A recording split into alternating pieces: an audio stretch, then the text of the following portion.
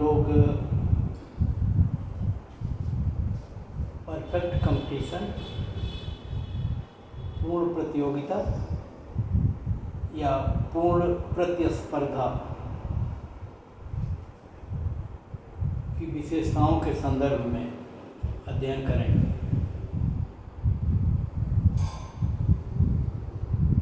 वस्तुओं के मूल्य के निर्धारण, प्राइस डिटर्मिनेशन की जब बात की जाती है तो बाज़ारों को हम लोग प्रतियोगिता के आधार पर वर्गीकृत करते हैं, और जब प्रतियोगिता के आधार पर वर्गीकृत करते हैं तब हम ये देखने का प्रयास करते हैं कि बाज़ार में क्रेताओं और विक्रेताओं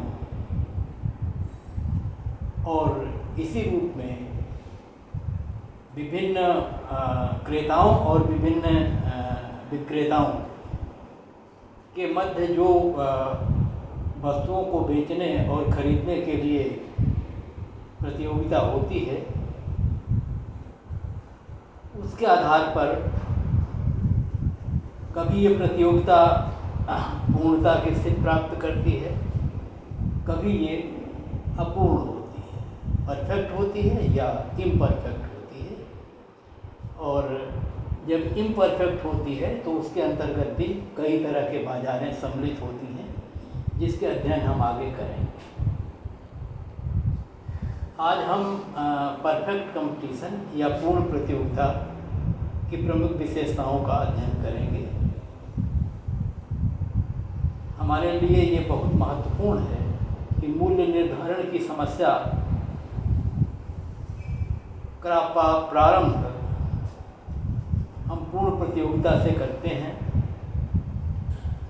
और जब तक पूर्ण प्रतियोगिता का सही ज्ञान और पूर्ण ज्ञान हमें नहीं होगा, तब तक बाज़ार की अन्य स्थितियों से इसे डिफरेंशिएट करने में या इन दोनों के मध्य अंतर करने में और इसी रूप में मूल्य निर्धारण की समस्या के संदर्भ में हमें दिक्कतें होती हैं। तो मूल्य निर्धारण के सभी विश्लेषण, चाहे वो पूर्ण प्रतियोगिता के हों चाहे अपूर्ण प्रतियोगिता के हों, शून्य प्रतियोगिता जिसे हम एकाधिकार कहते हैं, चाहे वैसी स्थितियां हों, सबको समझने के पूर्व पूर्ण प्रतियोगिता का सही ज्ञान हमारे लिए आवश्यक है। अगर हम लोग पूर्ण प्रतियोगिता को परिभाषित करने का प्रयास करें तो वास्तव में उसमें पूर्ण प्रतियोगिता की सारी विशेषताएं सम्मिलित होंगी, और जब तक हम इन विशेषताओं को अच्छी तरह से पढ़ नहीं लेंगे तब तक पूर्ण प्रतियोगिता के बारे में एक परिभाषा देना या एक सरलतम कुछ शब्दों में उसके बारे में बता पाना हमारे लिए कठिन होगा। इसलिए हम सीधे उनकी विशेषताओं की तरफ चलते हैं और उनकी प्रमुख विशेषताओं को हम समझने का प्रयास करते हैं। जो पहली विशेषता है वो है large number of buyers and sellers. पूर्ण प्रतियोगिता में जो बायर्स क्रेता होते हैं और जो सेलर्स होते हैं विक्रेता होते हैं, उनकी संख्या हम कह रहे हैं बहुत अधिक होती है, लार्ज नंबर होता है। और बहुत अधिक से क्या तात्पर्य है ये हमें समझ लेना चाहिए, और उसी से हम उसे समझ पाएंगे या पूर्ण प्रतियोगिता को समझ पाएंगे। देखिए, बाजार जो है वो वस्तु की बाजार, मतलब एक वस्तु की बाजार है। अर्थात जब हम पूर्ण प्रतियोगिता कहते हैं या बाजार की पूर्ण प्रतियोगिता की स्थिति को बताते हैं या बाजार की किसी भी स्थिति को बताते हैं, तो हमारा तात्पर्य होता है किसी एक वस्तु की बाजार। इसका मतलब हुआ कि एक वस्तु है जिसके खरीदार बहुत ज़्यादा हैं और जिसके बेचने वाले भी बहुत ज़्यादा हैं। ऐसी स्थिति अगर हो तो पूर्ण प्रतियोगिता की स्थिति कहलाएगी। और बहुत ज़्यादा से अर्थ क्या हो निकलेगा ये हमें जान लेना चाहिए।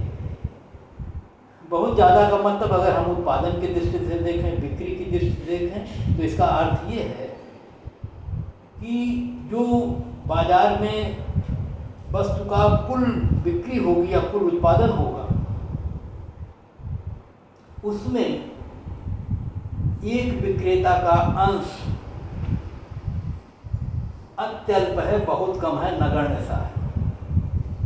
और जिसका अर्थ ये होगा कि अगर कोई एक विक्रेता, जिसको हम फर्म कहते हैं, अपने उत्पादन संबंधी निर्णय में परिवर्तन करता है, अर्थात अपने बिक्री की मात्रा को कम या अधिक करता है, यहाँ तक कि शून्य भी कर देता है, तो कुल बिक्री की मात्रा पर या पूर्ति पर कोई प्रभाव नहीं पड़ता। वो इसलिए कि उसका भाग बहुत कम होता है। ये अर्थ है अत्यधिक संख्या होने का। और यही क्रेता के संदर्भ में भी सही है कि बाजार में वस्तु की जो कुल मांग है, उसमें एक क्रेता द्वारा मांगी जाने वाले वस्तु की मात्रा इतनी कम है कि अगर वो अपनी मांग को शून्य कर दे, मांग को घटा दे, मांग को बढ़ा दे, तो वस्तु के मूल्य पर किसी तरह का कोई प्रभाव नहीं पड़ता। तो ये पूर्ण प्रतियोगिता की स्थिति है जिसमें हम कह सकते हैं कि एक क्रेता या एक विक्रेता बाजार में मूल्य को या बाजार की किसी भी स्थिति को बदलने में असमर्थ होता है, और यही अत्यधिक संख्या का अर्थ है। तो आए हम दूसरी विशेषता पर। यहाँ हमने विशेषताएं लिख दी हैं ताकि उन्हें आप दोबारा रिवाइज कर सकें। होमोजेनिटी ऑफ प्रोडक्ट्स, ये शब्द है होमोजेनियस।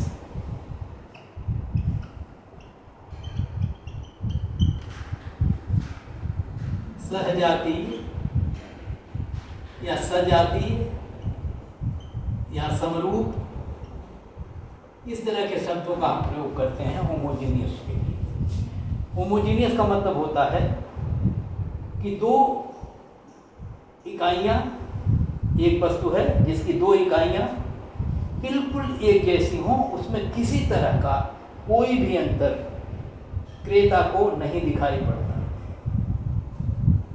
अर्थात वह दोनों वस्तुओं के प्रति बिल्कुल, अगर आप ये कहें कि दो इकाइयाँ ये रखी हुई, इनमें से आप एक ले लें, तो वो न्यूट्रल होगा, क्योंकि उसमें दोनों को कोई अंतर नहीं दिखेगा, इसलिए वो कहेगा चाहे ये दे दो चाहे ये दे दो। और इस रूप में कहा जाता है कि दोनों वस्तुएं परफेक्ट सब्स्टिट्यूट होती हैं।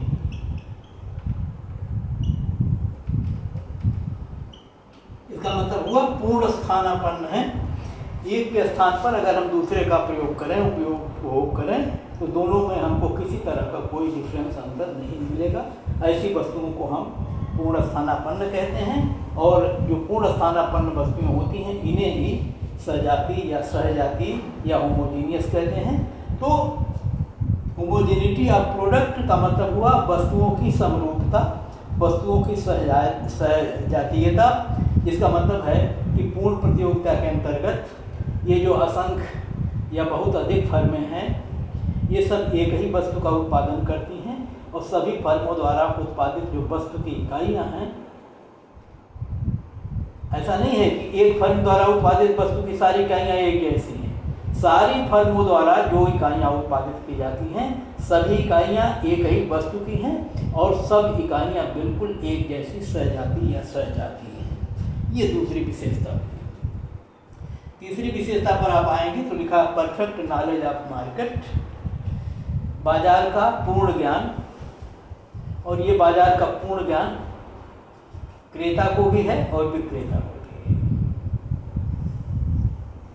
बाजार में ये वस्तु या विभिन्न फर्मों द्वारा जो उत्पादित वस्तुएं हैं, एक निश्चित मूल्य उन्हें पता है। इस मूल्य पर अगर बेची जाए तो कितनी वस्तुएं उनके बिकेगी, उन्हें ये पता है। कौन इसके खरीदेगा, कहाँ खरीदेगा, इस बारे में उनको पूरा ज्ञान है।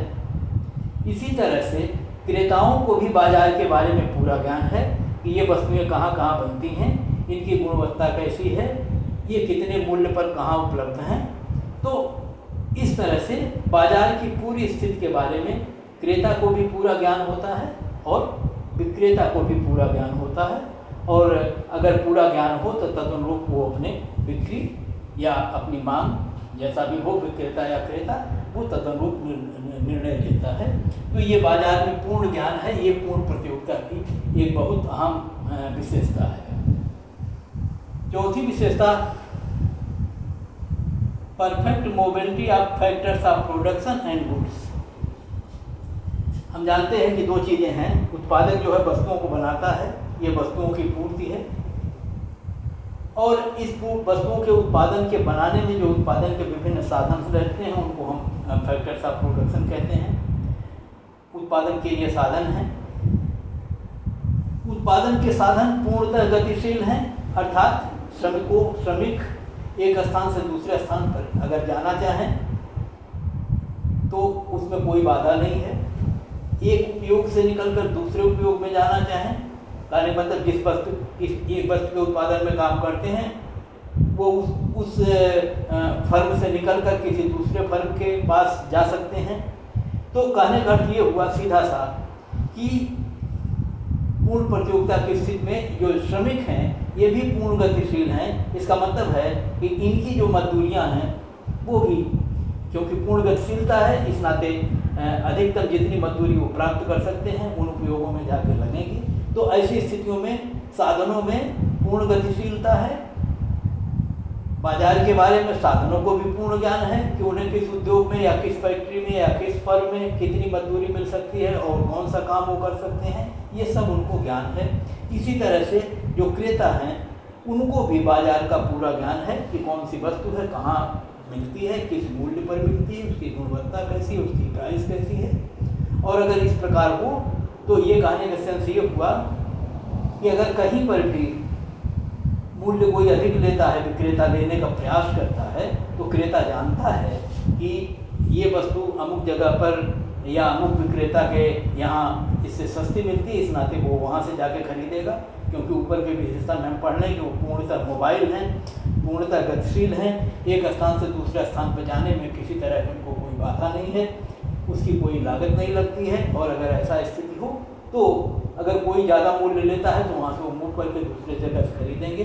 तो आगे ये विशेषता है कि परफेक्ट मोबिलिटी साधनों में है, गतिशीलता है, कहीं पर कोई उनको अवरोध नहीं है, और इस रूप में पूर्ण प्रतियोगिता में की स्थिति है। पांचवा जो है perfect competition among buyers and sellers. देखिए, अब मैंने पीछे उल्लेख किया था कि एक वस्तु के असंख्य उत्पादक हैं, बहुत अधिक उत्पादक हैं। प्रत्येक उत्पादक चाहता है कि वो बाजार में ज़्यादा से ज़्यादा अपनी वस्तुओं को बेच ले, इसलिए वस्तुओं के बेचने में आपस में प्रतियोगिता होगी, और ये प्रतियोगिता जो बेचने की होगी ये विभिन्न विक्रेताओं या फर्मों के मध्य होगी। दूसरा, बाजार में वस्तु खरीदने वाले उपभोक्ता हैं। प्रत्येक उपभोक्ता चाहता है कि हम वस्तु को खरीदने पहले हमारी आवश्यकताएं पूरी हो जाएं, तो उन वस्तुओं को खरीदने के लिए भी आपस में होड़ लगती है। अगर एक उपभोक्ता सबल हो और दूसरा निर्बल हो किन्हीं भी कारणों से वस्तु को खरीदने में, तो प्रतियोगिता पूर्ण नहीं होगी। और सब अगर एक जैसे सबल हों तो कहा जाएगा प्रतियोगिता पूर्ण है। तो पूर्ण प्रतियोगिता कब होगी? जब देखिए कोई भी उत्पादक जितना उत्पादन करना चाहे उतना उत्पादन कर सकता हो, दूसरे उत्पादक द्वारा उसमें किसी तरह की बाधा न उत्पन्न की जाती। कोई उपभोक्ता बाजार में जितनी वस्तुएं खरीदना चाहता हो उतने अगर खरीदे और कोई कहीं बाधा न उत्पन्न हो, तो ये कहा जा सकता है कि बाजार में पूर्ण प्रतियोगिता की स्थिति है। और अगर हर व्यक्ति, चाहे वो क्रेता हो चाहे विक्रेता हो, और वो जितनी वस्तुएं खरीदना चाहता हो, जितनी वस्तुएं बेचना चाहता हो एक निश्चित मूल्य पर, वो सब संभव हो, तो कहीं से किसी पर कोई दबाव नहीं होगा, कोई कमज़ोर और कोई सबल नहीं होगा, और ऐसी स्थिति में कहा जाएगा कि प्रतियोगिता पूर्ण है। तो प्रतियोगिता पूर्ण है, और पूर्णता की जो शर्तें हैं वो यही होती हैं कि अगर दोनों उत्पादक या कई विभिन्न फर्में जो हैं वो वस्तुएं जो बनाती उनकी क्वालिटी में अंतर होता, वो समरूप न होती, तो किसी एक के प्रति उपभोक्ता खरीदने के प्रति ज़्यादा इच्छुक हो सकता, किसी दूसरे के प्रति कम इच्छुक हो सकता है। दोनों वस्तुओं में अंतर दिखता, क्योंकि वस्तुएं समरूप होती हैं। इस नाते उपभोक्ता के लिए सारी वस्तुएं एक जैसी किसी भी उत्पादक द्वारा हो, और इस नाते विभिन्न उत्पादकों में ये जो वस्तुओं के बेचने की प्रतियोगिता थी वो शून्य हो जाएगी, क्योंकि जितना वो बेचना चाहते हैं उतना बिक जाती है और उपभोक्ता जितना खरीदना चाहता है वो खरीद लेता है। और ऐसी स्थिति में दोनों क्रेताओं और विक्रेताओं के मध्य भी प्रतियोगिता पूर्ण होती है, और विभिन्न क्रेताओं और विभिन्न विक्रेताओं के मध्य भी आपस में प्रतियोगिता पूर्ण होती है। तो ये पूर्ण प्रतियोगिता की एक अन्य विशेषता है। One price for commodity. One price माने एक मूल्य, for a commodity, for commodity माने वस्तु, एक ही वस्तु है जिसकी हम चर्चा कर रहे हैं। तो पूर्ण प्रतियोगिता में जो असंख्य फर्में हैं वो समरूप वस्तुओं का उत्पादन करती हैं, और जब वस्तुएं समरूप हैं तो वस्तु का मूल्य भी एक ही होगा, क्योंकि मैं पहले अभी बता चुका था कि अगर कोई उत्पादक अपनी वस्तु का मूल्य दूसरे से जरा भी ज़्यादा करने का प्रयास करता है तो उसकी मांग शून्य हो जाएगी, क्योंकि उपभोक्ताओं को एक स्थान से दूसरे स्थान पर जाने में कोई दिक्कत नहीं है, पूर्ण गतिशीलता है। और जब ऐसा कोई उपभोक्ता या फर्म करती है तो उपभोक्ता को इसका ज्ञान भी है कि वहाँ सस्ती मिलती है, वहाँ महंगी मिलती है। तो ऐसी स्थितियों में कोई भी फर्म अपनी वस्तु का मूल्य दूसरी फर्म के से ज़्यादा नहीं ले सकता, और कम लेने का सवाल ही नहीं उठता, क्योंकि उसी मूल्य पर जो बाजार में उपलब्ध है उसी मूल्य पर जितनी भी वस्तुएं बेचना चाहें उतनी वस्तुएं बिक जाती हैं। इस नाते मूल्य एक जैसा रहेगा। सारी फर्मों की वस्तुएं समरूप हैं, सारी फर्में एक ही मूल्य पर अपनी वस्तुएं बेचेंगी, और जितनी भी वो बेचना चाहें वो बिक जाएगी, और जितनी भी खरीदना चाहे क्रेता उतनी वस्तुएं बाजार में उसे उपलब्ध हो जाएंगी। इसलिए मूल्य में किसी तरह का कोई परिवर्तन होने की प्रवृत्ति, मतलब ऐसा नहीं होगा कि दो उपभोक्ताओं से अलग अलग मूल्य लिए जाएं या दो विक्रेता जो है अलग अलग मूल्य लें, तो वस्तु की मूल्य बिल्कुल एक जैसे रहेंगे। पूर्ण प्रतियोगिता की ये विशेषता है। और जो इससे मैच करती है होमोजेनिटी ऑफ प्रोडक्ट, सबके उत्पाद बिल्कुल समरूप होते हैं और सबकी कीमतें बिल्कुल एक होती हैं।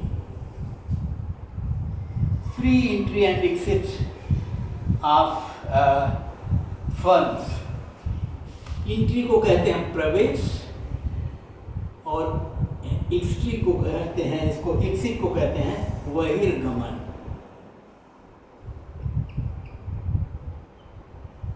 बहिर्गमन माने बाहर चले जाना, और प्रवेश का मतलब होता है उद्योग क्षेत्र में प्रवेश करना।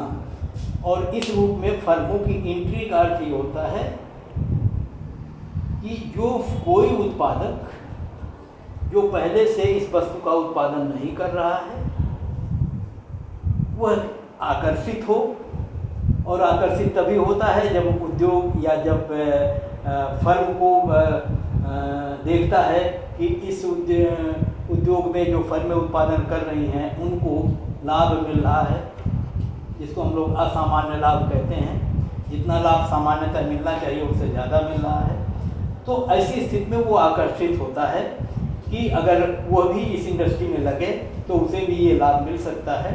तो ऐसी स्थिति में फर्में, जिसको हम कहते हैं नई फर्में, उद्योग क्षेत्र में प्रवेश करती हैं, और जब ये प्रवेश करती हैं तो उत्पादन बढ़ता है, मूल्य पर इसके गिरने के असर आएंगे। तो ऐसी स्थिति में ये फर्में तब तक प्रवेश करती हैं जब तक उद्योग में फर्म को असामान्य लाभ मिलता है, और अंततः तो इसका मतलब हुआ कि अल्पकालीन स्थितियों में फर्मों को असामान्य लाभ मिलते हैं, कभी कभी ऐसी परिस्थितियां हो सकती हैं। लेकिन दीर्घकालीन स्थिति में ये होगा कि नए फर्में जो है इस उत्पादन कार्य में प्रवेश करेंगी, और अंततः ये लाभ समाप्त हो जाएगा। तो पूर्ण प्रतियोगिता में दीर्घकालीन स्थितियों में फर्मों का प्रवेश और इसी प्रकार बहिर्गमन। बहिर्गमन का मतलब हुआ कि अल्पकाल में अगर किसी फर्म को हानि होती है तो क्योंकि स्थिर साधनों को उत्पादन प्रक्रिया से बाहर नहीं निकाल पाता, इस नाते कई बार वो हानि की स्थितियों में भी उत्पादन करने के लिए बाध्य होता है। वो विशेष स्थितियाँ कौन सी हैं जब वो हानि की स्थिति में अल्पकाल में उत्पादन करता है, इसको हमने एक वीडियो इसके पहले हमने बनाया है जिसमें फर्मों की लागत वक्रों के संदर्भ में अल्पकालीन और दीर्घकालीन लागत वक्रों को दिखाया गया है, वहाँ भी इसका चर्चा की गई है। और अन्यथा इसी चैप्टर में हम आगे अभी जब पूर्ण प्रतियोगिता में मूल्य निर्धारण और फर्मों के संतुलन की बातें करेंगे तो देखेंगे कि दीर्घकालीन स्थितियों में अगर हानि होती है फर्मों को तो वे अपना उत्पादन बंद कर देती हैं, और जब बंद करती हैं तो कहती हैं फर्में बहिर्गमन कर गई। तो ये पूर्ण प्रतियोगिता में दीर्घकालीन स्थितियों में ये सुविधा होती है कि फर्में चाहें तो उद्योग में प्रवेश कर जाएं, और अगर उन्हें हानि हो रही है तो फर्म अपना उत्पादन बंद करके फर्म से बहिर्गमन कर जाएं। तो ये स्थिति पूर्ण प्रतियोगिता के अंतर्गत सुलभ होती है। तो ये इसकी एक विशेषता के रूप में हम इसको देखते हैं। और आगे आप देखें 8वां, एब्सेंस ऑफ प्राइस कंट्रोल।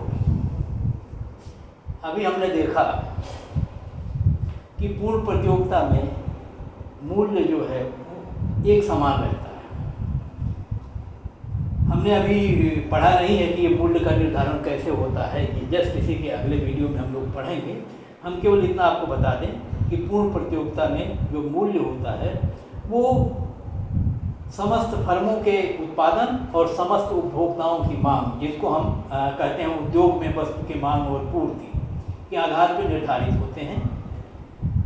और इसी मूल्य पर सभी फर्में अपने उत्पादन का समायोजन करती हैं, और वो इस रूप में करती हैं कि जिस उत्पादन स्तर पर उनका लाभ अधिकतम हो जाए, या अगर किन्हीं कारणों से अल्पकालीन स्थितियों में हानि हो रही तो हानि न्यूनतम हो जाए, वो अपने को उस उत्पादन पर समायोजित करती हैं। तो फर्में एक तरह से प्राइस टेकर होती हैं जो उद्योग द्वारा निर्धारित मूल्य पर अपना उत्पादन का समायोजन करती हैं, और करते समय अपने लक्ष्य को, या हम कह सकते हैं अपने लाभ को अधिकतम करने का प्रयास करती हैं।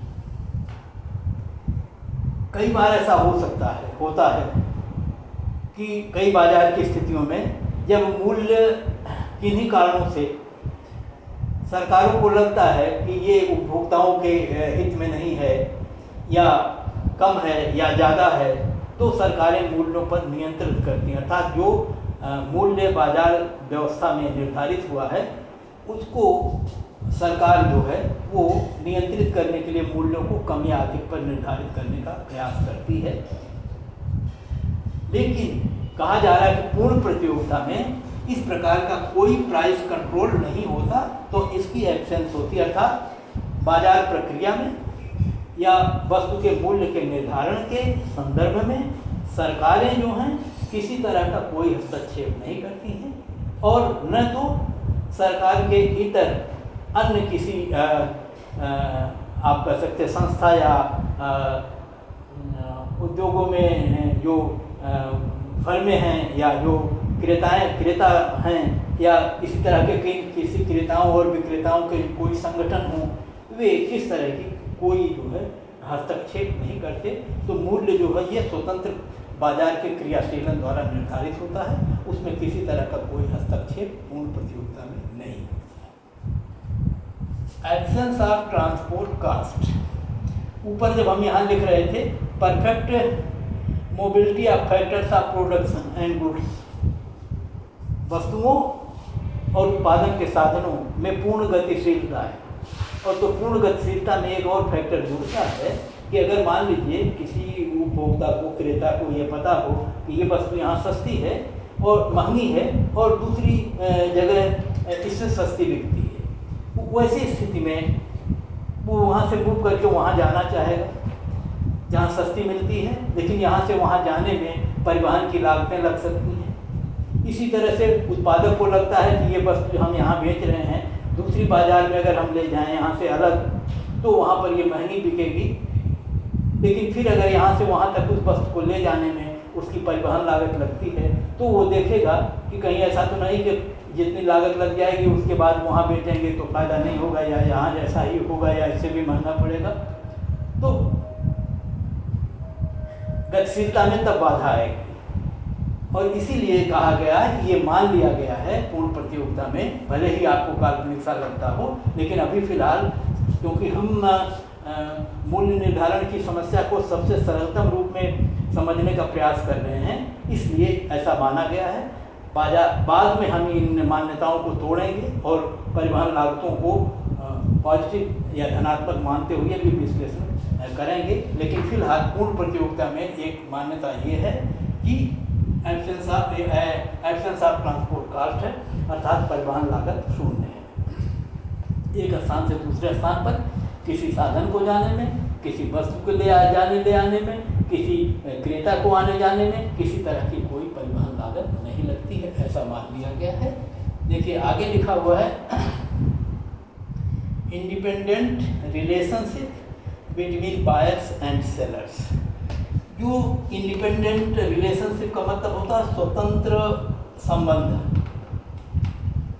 अर्थात संबंध स्वतंत्र, दो क्रेताओं और या दो विक्रेताओं या क्रेताओं या विक्रेताओं के मध्य में जो संबंध है ये स्वतंत्र है। और स्वतंत्रता का अर्थ ये होता है कि अगर अपने उत्पादन में के संदर्भ में कोई विक्रेता निर्णय लेता है तो वो जो निर्णय लेगा वो किसी दूसरे विक्रेता की स्थिति को देखते हुए नहीं लेता है। अगर उसकी स्थिति को देखकर निर्णय लेता तो कहा जाएगा कि एक विक्रेता का निर्णय दूसरे पर आश्रित है, डिपेंडेंट है वो। तो पूर्ण प्रतियोगिता में कोई भी विक्रेता दूसरे विक्रेता के उत्पादन की स्थितियों को देख करके कोई निर्णय नहीं लेता। जो भी निर्णय लेता है वो स्वतंत्र होता है और वो दूसरे के बारे में देखता ही नहीं। इसी तरह से कोई उपभोक्ता भी जब वस्तु को खरीदने का निर्णय लेता है तो दूसरे उपभोक्ताओं के निर्णय से वो अप्रभावित होता है। अर्थात जो भी निर्णय पूर्ण प्रतियोगिता के अंतर्गत लिए जाते हैं वो निर्णय स्वतंत्र होते हैं और किसी दूसरे पर बिल्कुल किसी तरह से आश्रित नहीं होते। और इसीलिए नहीं होते क्योंकि सारी वस्तुएं एक जैसी हैं, वस्तु की सभी इकाइयाँ एक जैसी हैं, वस्तु का मूल्य एक जैसा सर्वत्र है। जितना कोई बेचना चाहे उतना बेच सकता है, जितना कोई खरीदना चाहे खरीद सकता है। तो फिर देखने की क्या जरूरत है कि दूसरा कितना बेचता है। दूसरा चाहे जितना बेचे, आप जितना बेचना चाहोगे बिकेगा। दूसरा बाजार में कौन खरीद रहा है इससे आपका कोई मतलब नहीं, यदि आप जितना खरीदना चाहते हैं आपको मिलता हो। तो ऐसी स्थिति में सब अपने निर्णय स्वतंत्र होते हैं, परस्पर आश्रित उनके निर्णय नहीं होते। ये उसकी एक विशेषता होती है। और अब आएंगे नीचे, एब्सेंस ऑफ सेलिंग कास्ट।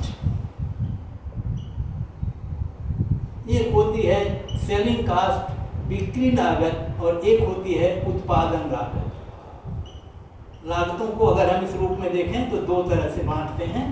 उत्पादन लागत का मतलब हुआ कि वस्तु का उत्पादन करते समय जो लागतें लगी हैं, श्रम की मजदूरी के रूप में, भूमि के किराए के लगान के रूप में, प्रबंधकों के वेतन के रूप में, ब्याज के रूप में, ये सारे जो लागतें लगती हैं उनको हम जोड़ के कहते हैं ये उत्पादन की लागत है। लेकिन जब उत्पादन हो जाता है तो जब वस्तुएं बेची जाती हैं तो बेचते समय भी उत्पादक विक्रेता जो है कुछ लागतें लगाता है ताकि वो ज़्यादा से ज़्यादा वस्तुएं बेच सके।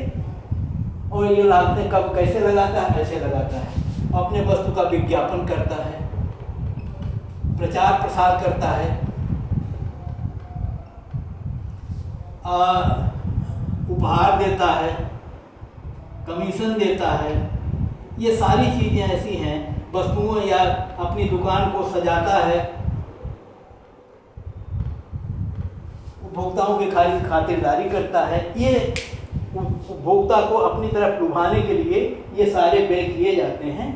तो ये सारे तब व्यय किए जाते हैं कि ये व्यय करने से उपभोक्ता जो है दूसरे के वस्तुएं खरीदने करके इसके यहाँ से वस्तुएं खरीदें। तो ये तो तब करेगा जब उसके वस्तुएं बिक नहीं रही हो।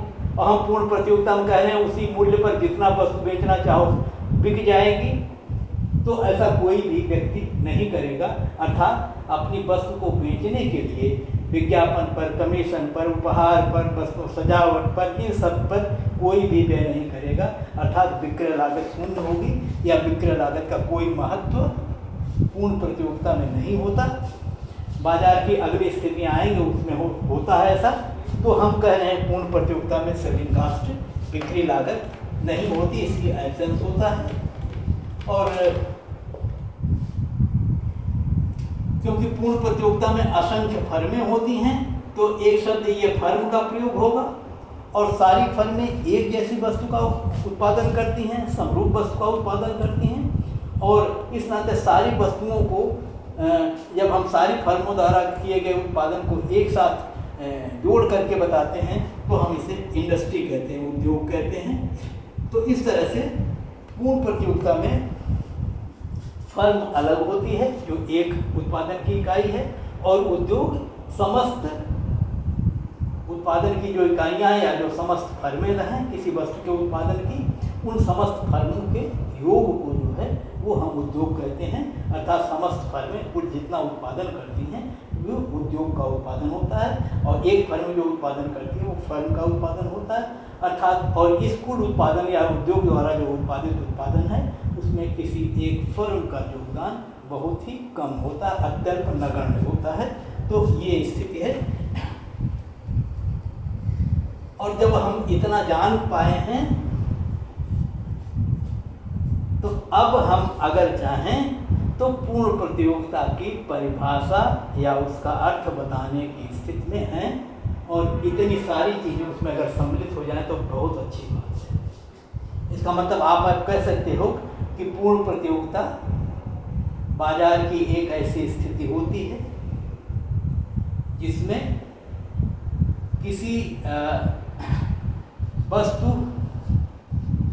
के उत्पादन करने वाले फर्में या उत्पादक असंख्य होते हैं, और उसको खरीदने वाले क्रेता भी असंख्य होते हैं।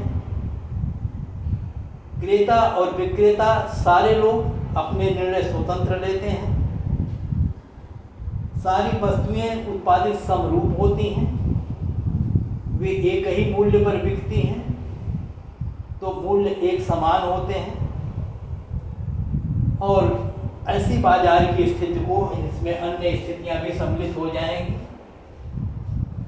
और जो एक मान्यता के रूप में है, तो आप ये कह सकते हो ऐसी बाजार की स्थिति को हम पूर्ण प्रतियोगिता की स्थिति कहते हैं। जो महत्वपूर्ण विशेषताएं हैं वो वस्तु की समरूपता, होमोजेनिटी है, वो वस्तु के मूल्य की बराबर का होना है, वस्तु के विक्रेताओं क्रेताओं की संख्या का बहुत अधिक होना है, बाजार का पूर्ण ज्ञान होना है, साधनों की पूर्ण गतिशीलता का होना है, यातायात लागतों और बिक्री लागतों का शून्य होता है, कीमत पर किसी तरह का सरकारी हस्तक्षेप या नियंत्रण नहीं होता है, दीर्घकालीन स्थितियों में फर्मों को प्रवेश और बहिर्गमन की सुविधा होती है। तो इन सारी चीज़ों को जब हम सम्मिलित करेंगे तो हम कहेंगे ये बाजार की पूर्ण प्रतियोगिता की स्थिति है। तो आज हमने पूर्ण प्रतियोगिता की स्थिति के संदर्भ में चर्चा कर ली है, और अब आगे के विश्लेषणों में हम पूर्ण प्रतियोगिता में मूल्य निर्धारण की समस्या को पढ़ेंगे, और पढ़ते समय इन सारी विशेषताओं के उल्लेख होंगे, और जब हम इनके बारे में अच्छी तरह जानते होंगे तो वहाँ हमें समझने में सुविधा होगी। तो आज का ये वीडियो हम यहीं समाप्त कर रहे हैं। ये मेरा चैनल अभी नया है और प्रमोट करने का दायित्व भी आप सभी दर्शकों पर ही है। वीडियो हमें आशा है और 40 वर्षों के अनुभव के आधार पर मैं जानता हूँ कि आपको किस तरह से पढ़ाना है और कैसे आपको समझ में आएगा और कितने सरलतम रूप में आपको बताना है। मैं वो हर भर से प्रयास करूँगा। इसलिए मुझे विश्वास है कि मेरे वीडियो आपको अच्छे लगेंगे, पसंद आएंगे। तो प्रमोट आपको करना है, आप इसे लाइक करिए, शेयर करिए, सब्सक्राइब करिए, अपने हित दोस्तों को बताइए ताकि ज़्यादा से ज़्यादा लोगों तक ये पहुँचे और ज़्यादा से ज़्यादा लोग इसको देखें। और मैं अपनी पूरी तत्परता से आपको अपने इस कार्य से संतुष्ट करने का प्रयास करूँगा। धन्यवाद।